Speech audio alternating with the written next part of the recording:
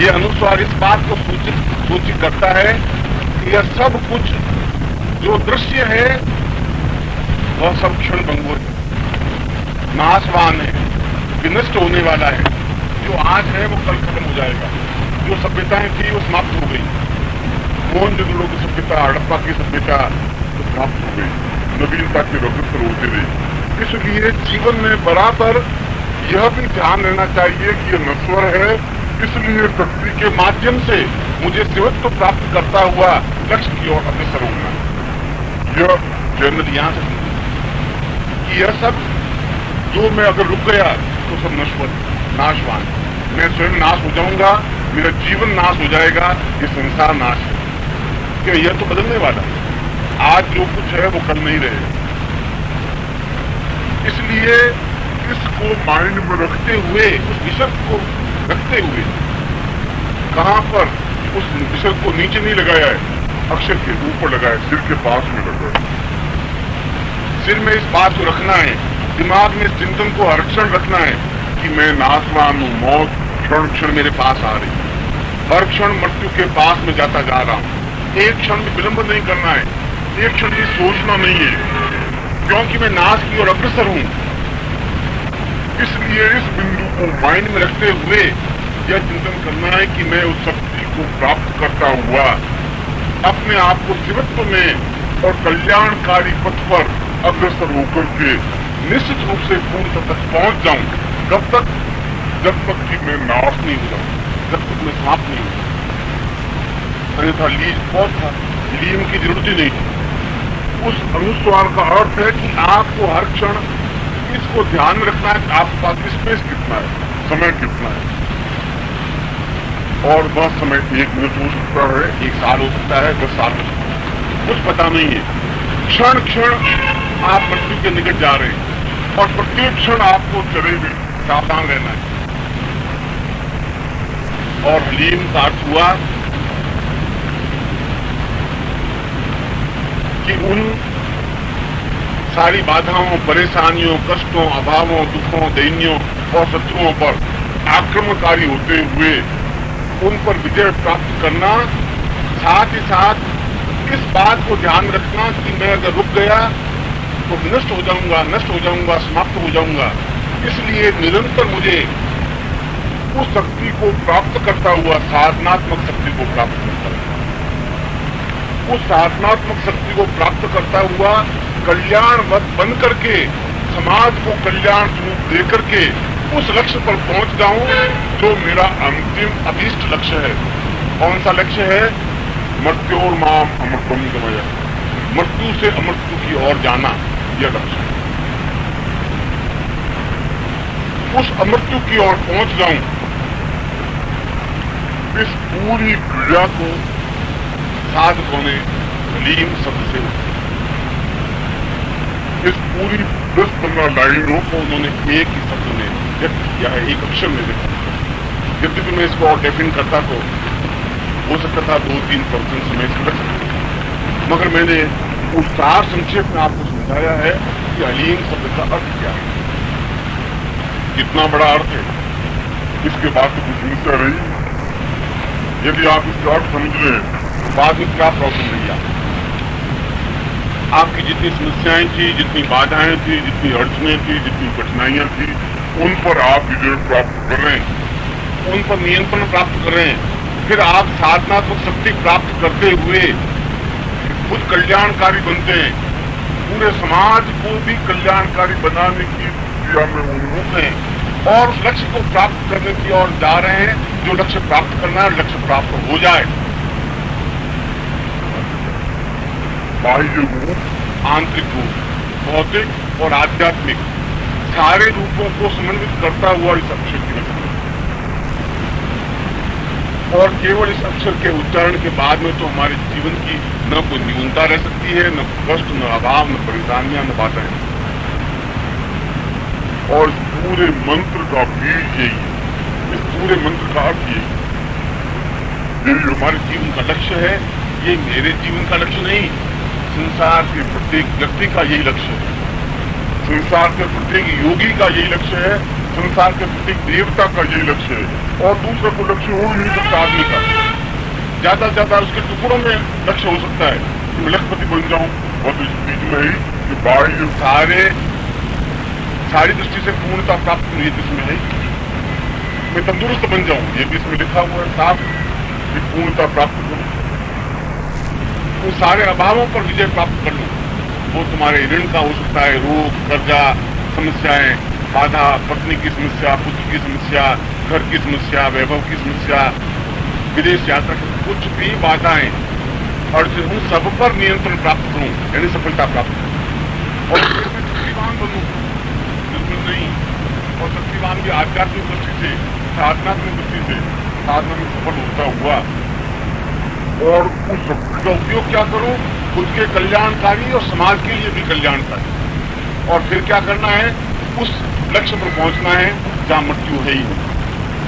मृत्यु और अमृतम है, और मृत्यु की और गति हमेशा के लिए स्थिर बन जाना है।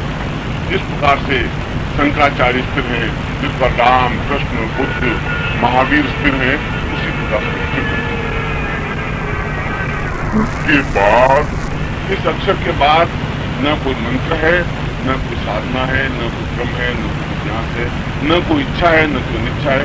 इसकी बात तो है ही नहीं, क्योंकि इसने वैराग्य को भी इसमें शामिल कर दिया है। तटस्थ होकर के सोचना है कि ये तो नाशवान है, यह भी इसमें डाल दिया। छोड़ा वो भी नहीं है, पूरा भौतिक नहीं बना दिया है, आध्यात्मिक का भी पूरा जोड़ दिया, साधना को भी पूरा जोड़ दिया। एक अक्षर में कितना बड़ा विस्फोट है, कितनी बड़ी इसमें चेतना है, कितना बड़ा अर्थ है, कितना बड़ा गांभीर्य है। और इसके उच्चारण से ये सब कुछ प्राप्त हो रहा है। उच्चारण का अर्थ ये है कि मैं सब कुछ प्राप्त करूं, यह साधना है। और इस अक्षर की साधना करते ही वो सारा मशीनरी का ढांचा अपने आप में गतिशील हो रहा है। तो गतिशील हो रहा है, सब कुछ गतिशील हो रहा है। ये सारी बात जो मैं कह रहा हूं, केवल इस अक्षर के उच्चारण में जो ही चाबी डाल करके थोड़ा मोड़ते हैं, पूरी कार की मशीनरी गतिशील हो जाती है। जो ही आप अपने होठों से क्लीम बोलते हैं, ये पूरी मशीनरी अपने आप गतिशील हो जाती है। पूरे एक एक ऊर्जा को धक्का देने की जरूरत नहीं होती, उस चाबी को थोड़ा सा जंप देने की। इसलिए इस पूरे मंत्र की ये चाबी है, इसको थोड़ा हम वर्क दे देते हैं। जबान से क्लीम बोलते हैं, पूरी मशीनरी बनती है। कौन सी मशीनरी? जो मैं सारी ये बात बताई है। इतना गंभीर और गहन अर्थ है इस एक अक्षर। इसलिए हलीम की साधना अपने आप में महत्वपूर्ण था, और यही साधना जीवन में पूर्णता दे सकती है। इसीलिए हलीम को मंत्रराज कहा गया है। सारे बीजों में बीज राज भी मंत्र कहा गया है कि सारे बीज जितने भी हैं, वे सारे बीज इसमें समाहित है। हाथी के पैर में सब पैर आ गए, घोड़े का भी, गधे का भी, सब पैर ऐसे जोड़ करके देखें तो हाथी के पैर के नीचे आ जाए। उनके बेचारे छोटे छोटे पैर, हाथी का पैर अपने आप में पूरा, तो ये तो अपने आप में पूरा ही बीज है। बाकी सारे बीज इसमें समाहित है। लक्ष्मी का बीज भी समाहित है, वैराग्य का बीज भी समाहित है, पुत्र का बीज भी समाहित है, पुत्र का बीज भी समाहित है, गृहस्थ का, सुख का, सारे बीज समाहित है। इसलिए इसको बीज मंत्र कहा गया है, बीज राज कहा गया है, मंत्र राज कहा गया है, श्रेष्ठतम मंत्र कहा गया है, पूर्णत्व मंत्र कहा गया। और इसीलिए आप इतने श्रेष्ठतम अद्वितीय मंत्र की साधना में बैठे हैं, ये अपने आप में बहुत बड़े सौभाग्य की बात है। और इसमें आप सफलता प्राप्त करें तो मेरा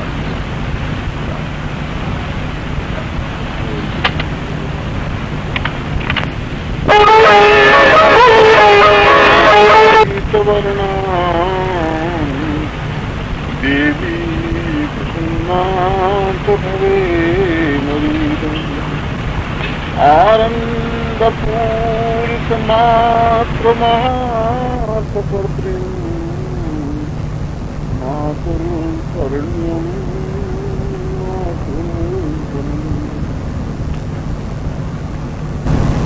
थी पीताम्बरा, जो कि जीवन के समस्त पापों को नाश करने में, जीवन की पूर्णता देने में और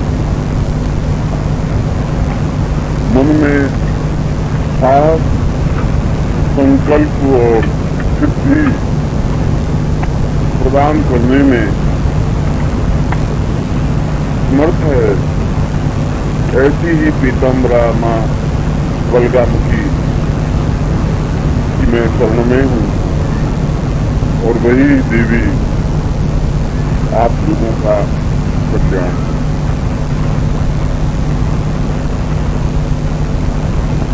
प्रारंभ से ही बलगामुखी देवी को पीताम्बरा देवी कहा गया। पीत का मतलब होता है पीला, जिसके अंबर, जिसके वस्त्र पीले हों, ऐसी देवी पीताम्बरा जीवन में समस्त पुरुषार्थों को प्रदान करने वाली।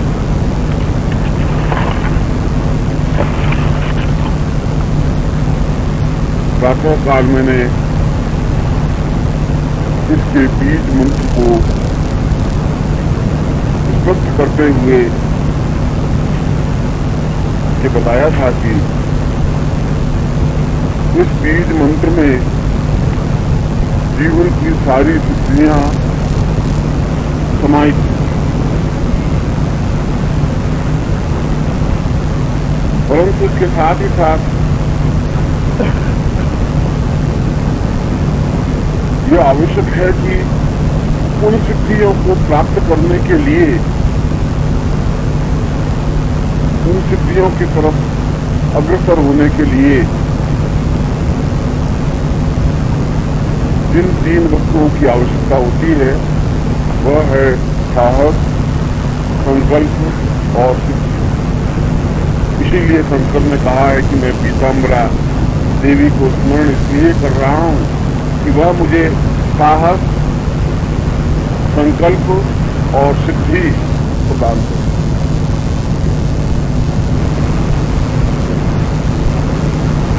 साहस जीवन का एक अत्यधिक आवश्यक गुण है। मनुष्य के जिंदा रहने और मनुष्य के मर जाने में, शव और शिव होने में केवल एक छोटी सी रेखा बीच में होती है, जिसको साहस कहा जाता है। साहसहीन व्यक्ति नपुंसक होता है, कायर होता है, अकर्मण्य होता है, मृततुल्य होता है। और जिसमें साहस है वह निश्चित ही सफलता प्राप्त करता है, क्योंकि रुद्राष्टाध्यायी में तन्मयि मनः शिव संकल्प मस्तु, मेरा मन साहस युक्त, संकल्प युक्त हो। यदि मेरे मन थोड़ी भी न्यूनता है तो कभी भी सफलता नहीं मिलती, क्योंकि वह अवश्य ही पराजय में कन्वर्ट हो जाती है, बदल जाती है।